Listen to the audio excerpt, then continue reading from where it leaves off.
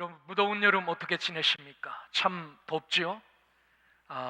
뜨겁지만 우리 그래도 우리의 사명이 있습니다. 인사하겠습니다. 싱싱하게 삽시다. 매력 있게 삽시다. 진리는 반드시 뜨거운 불에 한번 들어갔다 나와야 제품이 생산이 됩니다. 곡식도요, 뜨거운 여름을 지나야 성숙해서 알곡이 됩니다. 이거 지나지 않으면 알곡이 되지 않습니다. 저와 여러분들도 시련과 여러 가지 환난의 연단을 통하여 더욱더 단단한 믿음의 백성이 되듯이 하나님께서 이 뜨거운 여름을 주신 것은 우리를 더 성숙해 하심을 믿고, 뜨거운 여름이지만 하나님께서 주신 이 강건함 가운데 든든한 믿음의 길을 걸어가시기를 주의 이름으로 축원합니다. 여러분께서 누가 휴가비를 주면서 여행을 가십시오 라고 여러분에게 제안을 한다면 여러분 어디로 휴가를 가시겠습니까? 아시아로 가시겠습니까?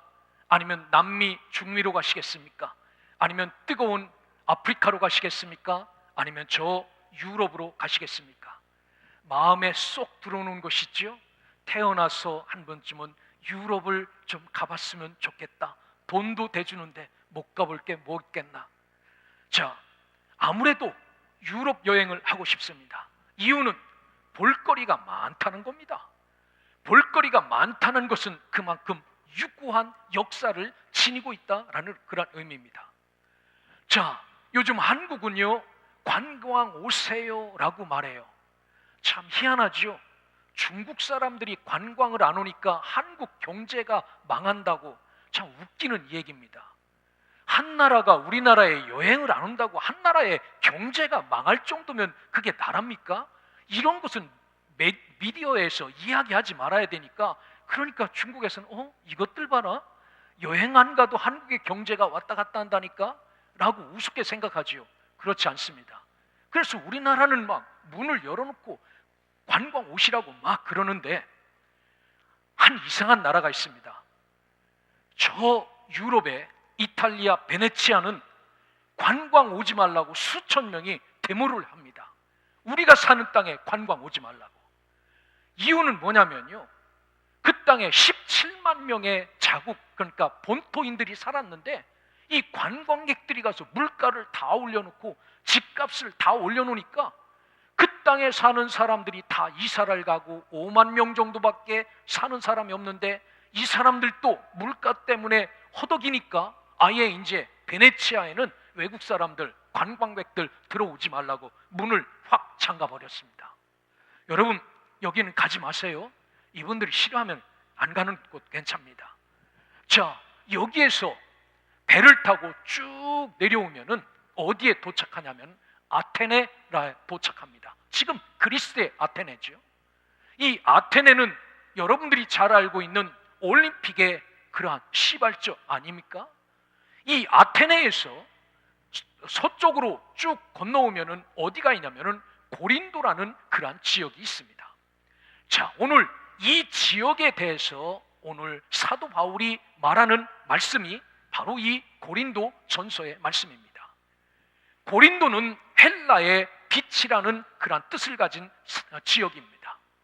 그래서 헬라의 중요한 해상무역 도시입니다.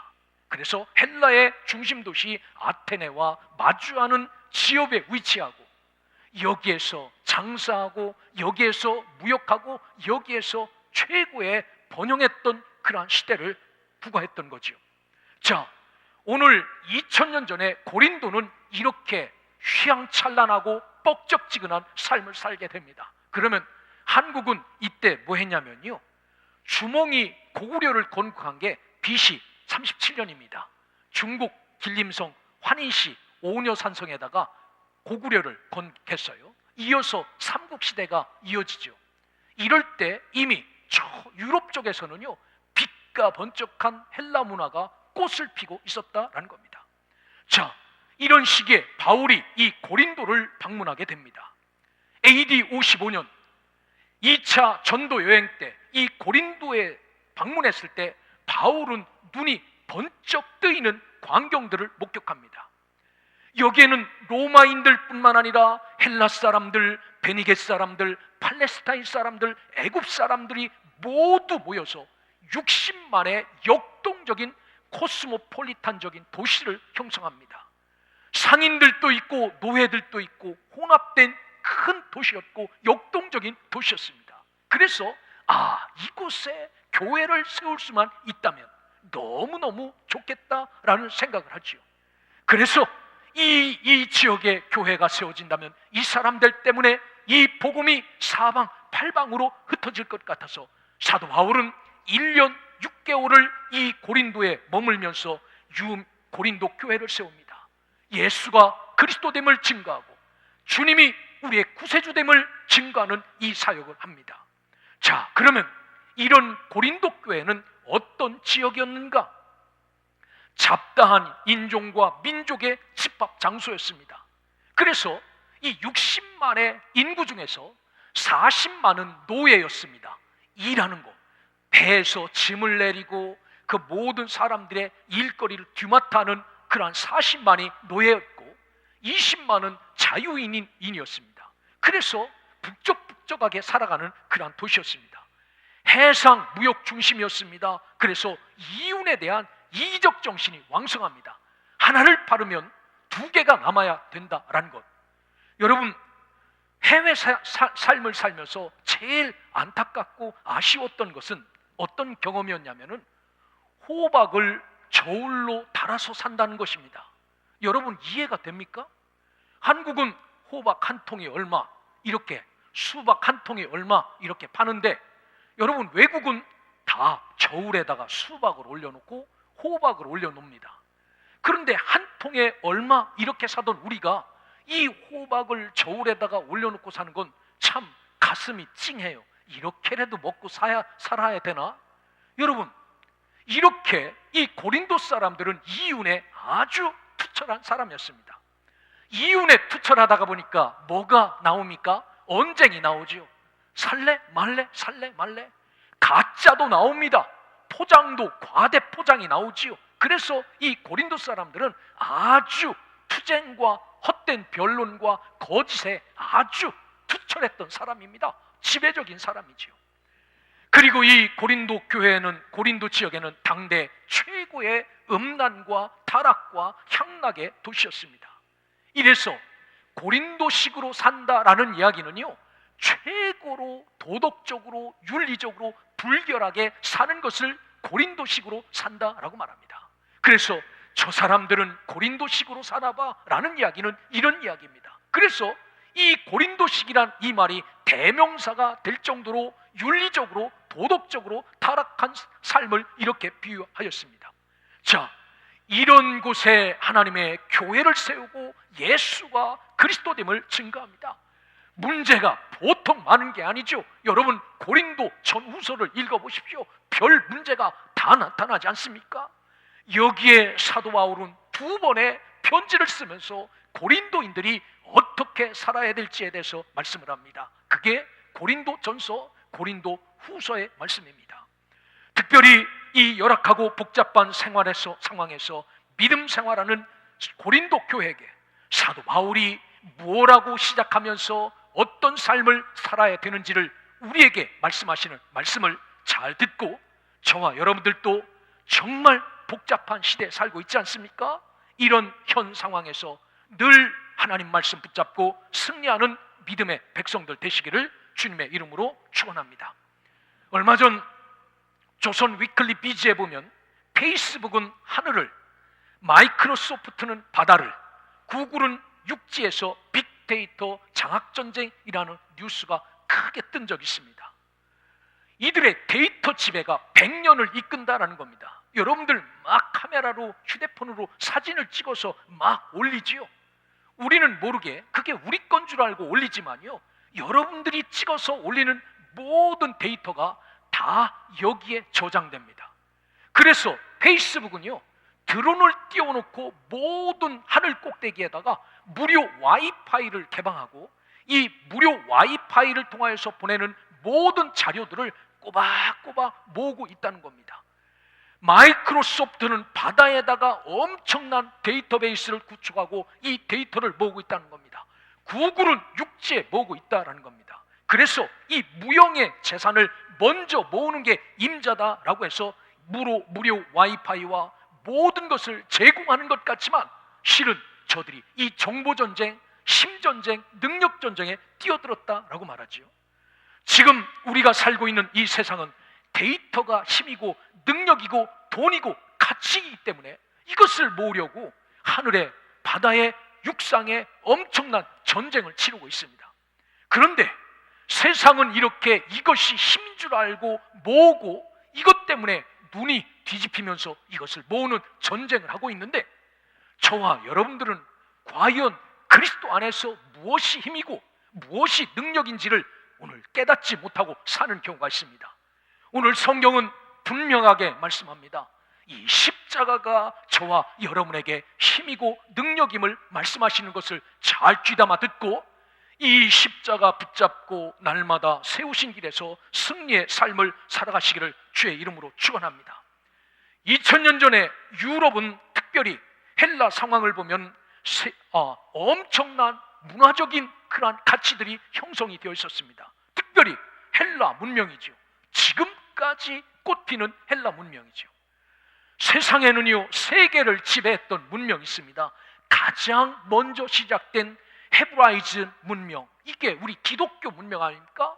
하나님이 인도하시고 도우셔서 승승장구했던 이 헤브라이즈 문명이 쭉 뜹니다. 그런데 이 헤브라이즈 문명이 지는 해가 되고 헬레니즘 문명이 떠요.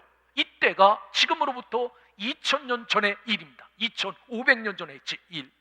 자, 이렇게 세계 문명들이 흥망성쇠를 거듭할 때 가장 큰 힘을 축적하여 꽃피운 문명이 다름 아닌 헬라 문명입니다.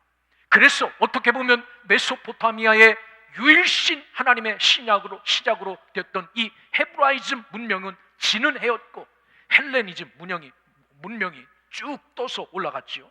자, 그러면 이때 당시 도대체 얼마나 휘황찬란했는가? 여러분, 2500년 전 헬레니즘 문명은 사회에 끼친 영향이 대단합니다. 교육과 문학은요, 수사학, 변론가, 시, 소설, 도서관인 대학인 아카데미가 이미 2500년 전에 헬라에 세워집니다. 과학은요, 지리학이 등장합니다. 그래서 측량 기술이 등장하고 지도 제작이 등장하고 항해술이 등장을 합니다. 2500년 전에 저와 여러분들은 호랑이 담배 피던 시절 그때 천문학이 등장합니다. 별을 보면서 별이 움직이는 거에 따라서 길을 찾고 이것 때문에 지구가 돌고 있다라는 것을 깨달아요. 생물학이 등장합니다. 동물도 그리고 식물도 그려서 차곡차곡 모아두는 일이 이미 2500년 전부터 시작되었습니다. 의학이 등장합니다. 우리는 침 한 번 먹고 한약 한 사발 먹으면 끝이었는데 이미 2500년 전에 그들은 해부학, 생리학, 외과 수술과 의료 도구는 AD 1800년 것과 동일할 정도로 아주 정교함이 이미 이때 당시에 있습니다. 미술과 건축은 두말할 것 없습니다. 조각작품이 대중화가 됐습니다. 여러분들 가면은 지금 붙잡고 이런 거 진짜 값어치 있네 하는 게 다 2500~600년 전의 일이지요. 원근법을 사용하고 채색을 합니다. 우리는 그냥 먹갈아서 그림을 그렸는데 이미 이 사람들은 빨간색, 노란색, 파란색을 만들어 그림을 그리기 시작했습니다. 건축은 수학과 공학의 진보로 대형 극장들이 세워지죠. 우리는 초가집도 못 지을 때입니다. 상하, 수도가 시설이 완배되는 그러한 일이 벌어진 이때, 바로 2500년 전에 헬라는 이러한 도시였습니다. 자, 이때 누가 등장하냐면요, 저와 여러분이 알고 있는 대표적인 철학자들이 다 등장합니다. 소크라테스가 2500년 전에 BC 469년 아테네에서 태어납니다. 일생을 철학의 문제에 대하여 토론한 사람입니다. 그 유명한 말, 2500년 전에 그분이 한 말, 내 자신을 알라. 여러분, 지금 우리가 쓰지만 이게 2500년 전의 말입니다. 악법도 법이다. 이게 소크라테스가 한 말입니다. 이 소크라테스를 스승으로 모인 제자가 태어납니다. 플라톤입니다. BC 428년에 태어납니다. 다양한 학문의 영향을 가진 그리스의 철학자이고 소크라테스의 제자이기도 합니다. 뿐만 아니라 아리스토텔레스의 스승인 사람입니다. 현대 대학인 원형인 아카데미를 설립한 사람입니다. 그래서 이 아카데미에서 지금처럼 열심히 강연한 사람이 바로 이 플라톤입니다. 플라톤의 제자 아리스토텔레스가 태어납니다. BC 384년. 플라톤의 제자이고 알렉산더 대왕의 스승이죠. 동방정벌 정책 때 이 아리스토텔레스에게 이 알렉산더 대왕이 공부를 하면서 세계 전쟁을 했다라는 것 아닙니까? 이분은 물리학, 문학, 생물학, 동물학 이렇게 엄청난 세계적인 지적 수준을 만들어 놓은 사람입니다. 자, 이렇게 당대 최첨단의 학문이 헬라에서 무르익어가고 있을 때 동방의 조그만 이스라엘 나라에서 누가 태어납니까? 예수 그리스도가 태어납니다. 그리고 12명의 제자를 데리고 다니면서 복음을 전합니다. 내가 하나님의 아들이다. 내가 세상을 구원하러 온 사람이다 라고 이야기해요. 여러분 같으면 이게 믿어집니까? 헬라 사람들 앞에서 이게 꺼내 놓아도 가능한 일이라고 생각이 되어집니까? 어처구니 없는 거죠. 안 그렇습니까? 거기에는 이미 어마어마한 지적 재산, 어마어마한 눈에 보이는 유형의 무형의 재산들이 축적되어 있는 그 땅에 십자가를 꺼내놓고 이야기하는 게 타당하지 않죠. 그런데 이 예수는 내 가르치고 전하고 병든 자를 고치는 테라피의 사역을 합니다. 그리고 십자가에 달려서 3일 만에 십자가에 달려서 죽으시고 3일 만에 부활하십니다. 어떻게 보면 이 3일 만에 부활한 이 예수 그리스도를 이 믿었던 제자들이 이분이 살아나서 구세주가 되었고 구주가 되었고 우리를 구원하신 구주이다 라고 이렇게 증거하며 살아갑니다. 자, 헬라 사람들은요 이 논리를 들으면서 웃었다라는 겁니다. 웃었다. 동방의 조그만 나라에서 유럽에 와서 이 예수를 믿으면 구원받는다라는 이 일이 새로운 철학일까? 나도 믿겠다라고 나선 사람 없고, 이야 이것도 철학이냐? 이것도 우리에게 소개할 그러한 진리냐라고 비웃었다라는 거죠. 그래서 로마서 1장 16절에 보면 사도 바울이 이렇게 고백합니다. 내가 복음을 부끄러워하지 아니하노니 이 복음은 믿는 자에게 구원을 주시는 하나님의 능력이 됨이라 라고 이야기해요. 부끄럽다는 얘기입니까? 부끄럽지 않다는 얘기입니까? 부끄럽다는 이야기입니다. 그런데 나는 이 복음이 얼마나 능력이 있는지를 알기에 너희들에게 이 복음을 꺼내놔도 부끄럽지 않게 생각하고 당당하게 이 복음을 꺼내놓는다라는 이야기입니다. 사랑하는 여러분, 사도 바울이 헬라 문화 앞에 예수라는 이름을 꺼내놓는 것이 절대로 부끄럽지 않다라고 말합니다. 이유는 이 십자가의 도가 무엇인지, 이 십자가의 능력이 무엇인지를 분명하게 깨달았기 때문이지요. 여러분, 세상은 코웃을침 일이지만 그러나 사도 바울은 그렇지 않았습니다. 그리고 이 고린도 교인들에게 이 비밀을 꺼내놓기 시작합니다. 고린도에도 대단하지요. 옆에는 아테네가 있어서 이미 올림픽이 시작되었던 그 지역에 살고 있는 고린도 교회 교인들에게 오늘 복음을 말씀합니다. 자, 18절에 보면 십자가의 도가 멸망하는 자들에게는 미련한 것이요 구원을 받은 우리에게는 하나님의 능력이라 라고 말씀합니다. 오늘 십자가의 도라고 말합니다. 로고스라는 겁니다. 십자가의 주제, 십자가의 교훈, 십자가의 말씀이라는 뜻입니다. 오늘 십자가의 주제가 무엇입니까? 십자가의 주제는 다름 아닌 여기에 구원도 포함되어졌고 여기에 희생도 포함이 되어졌고 여기에 사랑도 포함이 되어져 있다라는 겁니다. 그런데 이 십자가의 주제 교훈이 멸망하는 사람들이 들으면 뭐라고 말합니까?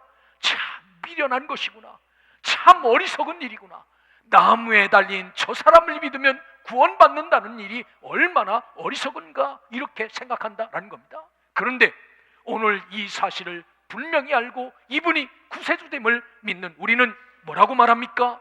하나님의 능력이 된다, 디나미스, 다이나마이트 같은 힘과 능력과 권능이 된다라고 말합니다. 사랑하는 여러분, 여러분에게는 십자가의 주제, 말씀, 교훈이 여러분에게는 무엇입니까? 오늘 이 시간 십자가를 아는 사람이 아니라 십자가의 주제를 믿는 자들이 되시기를 주님의 이름으로 축원합니다.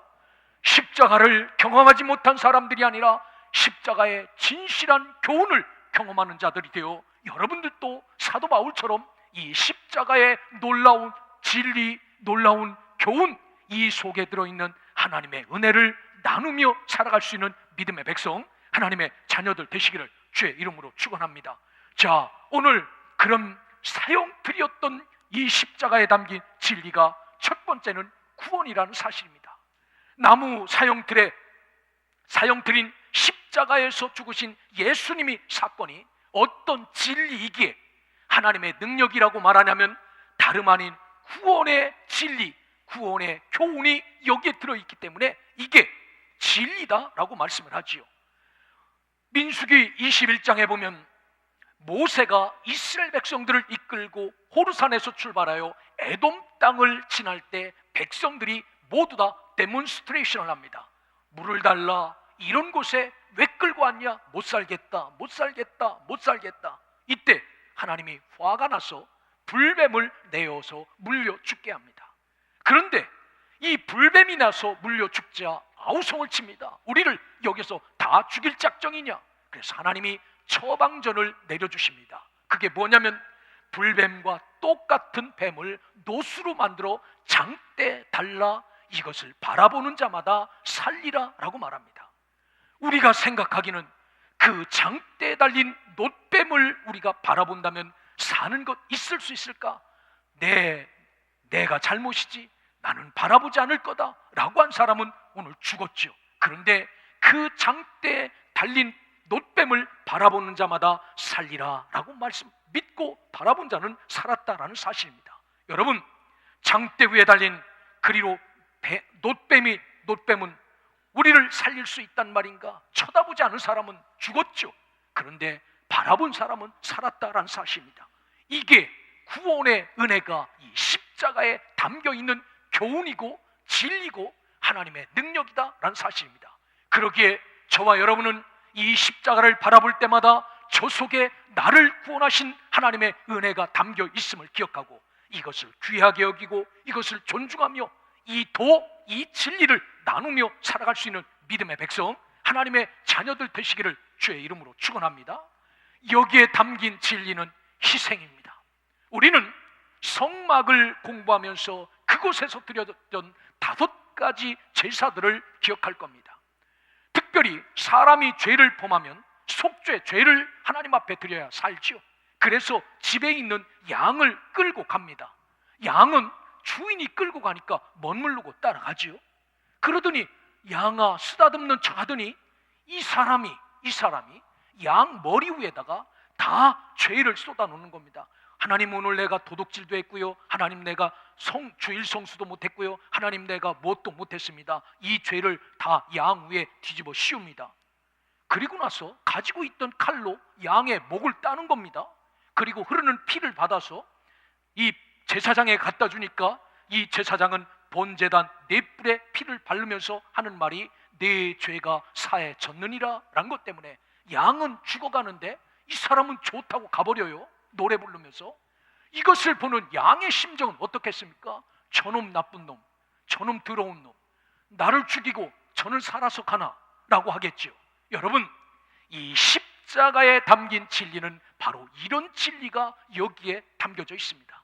나의 죄 때문에 누가 죽으신 겁니까? 나의 허물 때문에 누가 죽으신 겁니까? 바로 예수 그리스도가 죽은 것, 여기에 희생의 놀라운 은혜가 담긴 것, 이게 십자가의 도고, 이게 십자가의 교훈이고, 이게 십자가의 진리다라는 사실입니다. 오늘 내가 죽어야 하지만 내 대신 그리스도께서 제물이 되어 죽으심으로 나를 살리신 은혜가 이 십자가 속에 담겨 있고 그것이 진실과 사실이란 주제를 믿고 여러분들도 세우신 곳에서 이 진리, 이 사실을 나누며 살아갈 수 있는 믿음의 백성, 하나님의 자녀들 되시기를 주님의 이름으로 축원합니다. 이 십자가에 담긴 진리의 마지막 진리는 사랑이다라는 그런 진리입니다. 이 십자가에는 무한하신 아버지 하나님의 사랑이 담겨 있습니다. 누가복음 23장에 보면 예수님께서 처형당하시던 날 갈보리 언덕에 3개의 십자가가 세워집니다. 가운데는 예수 그리스도의 십자가, 오른쪽에는 회개한 죄인의 십자가, 왼쪽에는 절대로 회개하지 않는 그러한 죄인, 이렇게 세워집니다. 어찌 보면 우리가 살아가는 인간사를 축약해 놓은 그런 모습과도 똑같습니다. 예수를 중심으로 한쪽은 내가 죄인입니다 고백하며 믿는 자들의 무리, 한쪽에는 절대로 믿는다라고 말하지도 않고 죄인이라고 말하지도 않는 이 사람들. 그런데 희한한 것은 예수님이 이 십자가에 달리는 그 상황 앞에서 너 죄가 있느냐, 너 죄가 없느냐를 따지지 않습니다.